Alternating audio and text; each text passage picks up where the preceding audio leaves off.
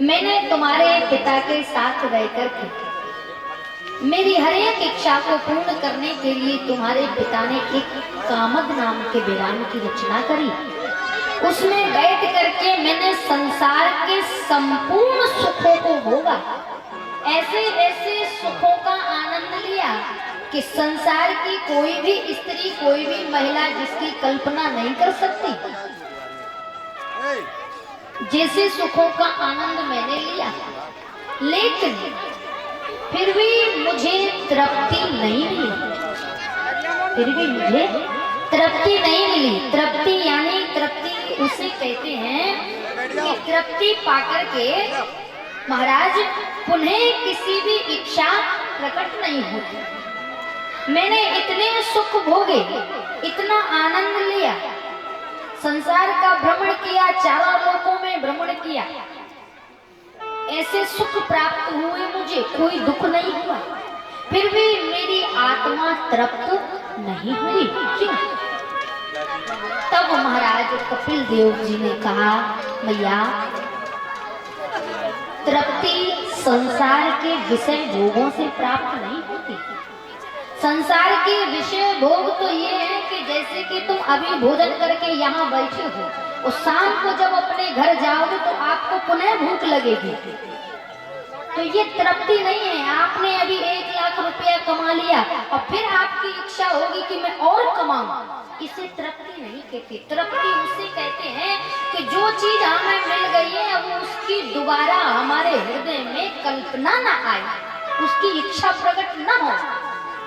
लेकिन मेरे हृदय में इतने सुख भोगने के बाद भी इच्छाएं प्रकट होती जा रही हैं, मुझे तृप्ति प्राप्त नहीं हुई।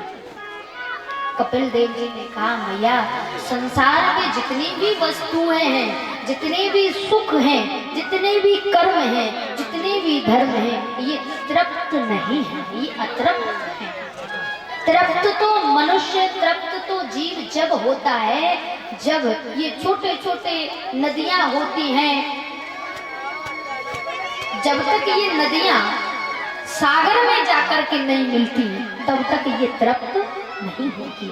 आत्मा जब तक परमात्मा से जाकर के नहीं मिलती तब तक ये आत्मा तृप्त नहीं होती। जब ये आत्मा परमात्मा से मिलती है तब ये तृप्त होती है।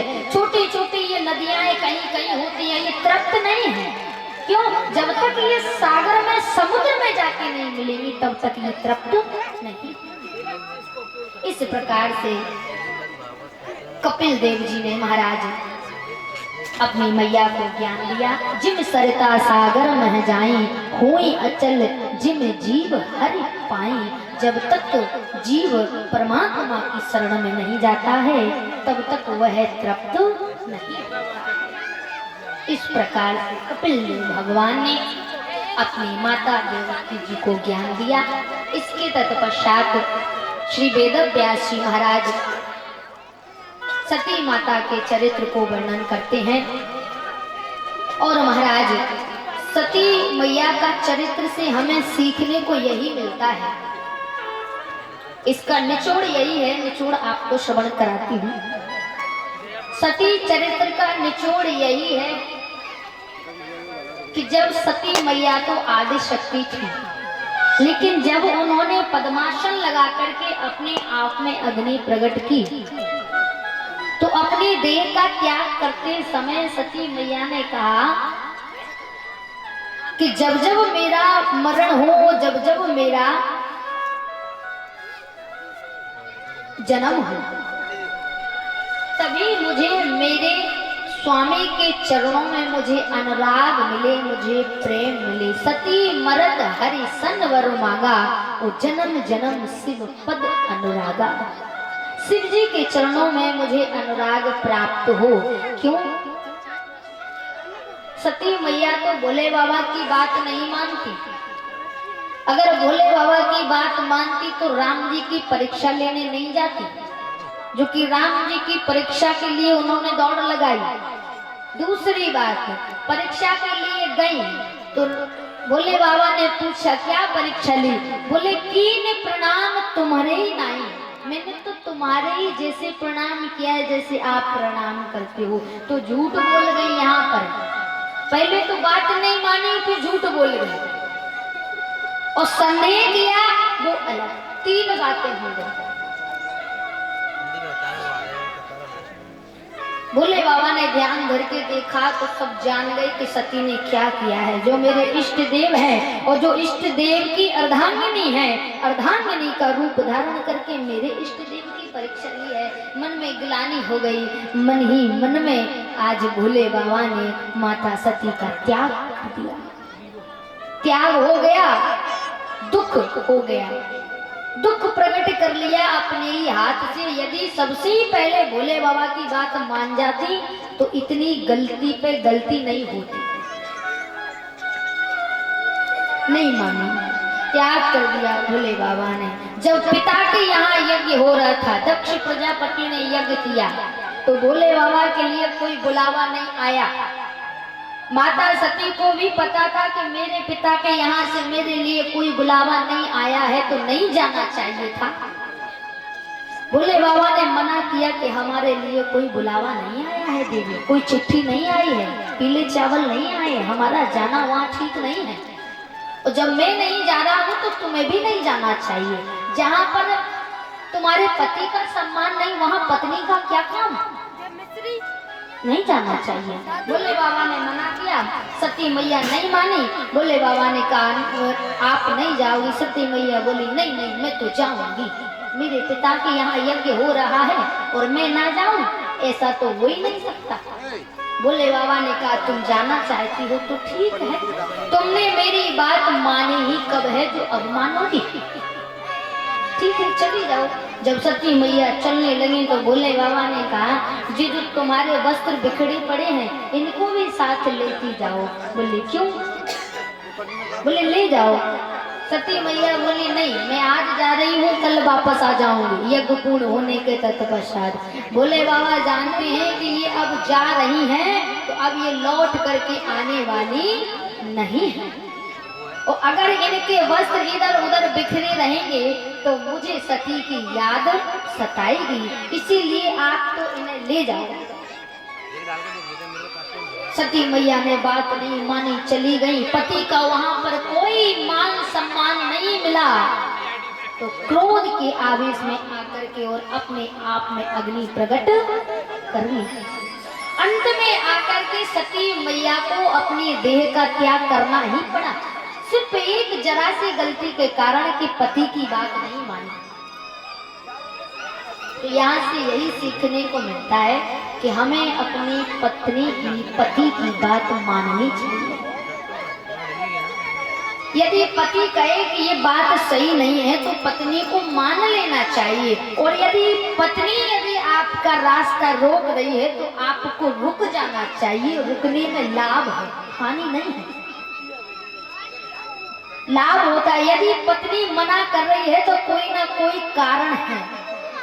वैसे पत्नी रोकती नहीं है कभी अपने पति को, अगर वो रोक रही है तो निश्चित ही कोई बहुत बड़ी आपत्ति विपत्ति आपके सिर से टल रही है, वो टालने की कोशिश कर रही है। लेकिन कुछ लोग मूर्ख होते हैं, उन्हें मैं मूर्ख कहती हूँ, मूर्ख होते हैं जो बात को नहीं मानते। एक दूसरे के आमने सामने रहो। पति पत्नी जीवन की चलती हुई गाड़ी के 2 पहिया हैं। जैसे कि पति पत्नी का जोड़ा है वैसे ही भक्त और भगवान का जोड़ा है। भक्त है तो भगवान है, भगवान है तो भक्त है, पति है तो पत्नी है और पत्नी है तो पति है। दोनों एक दूसरे के पूरक हैं।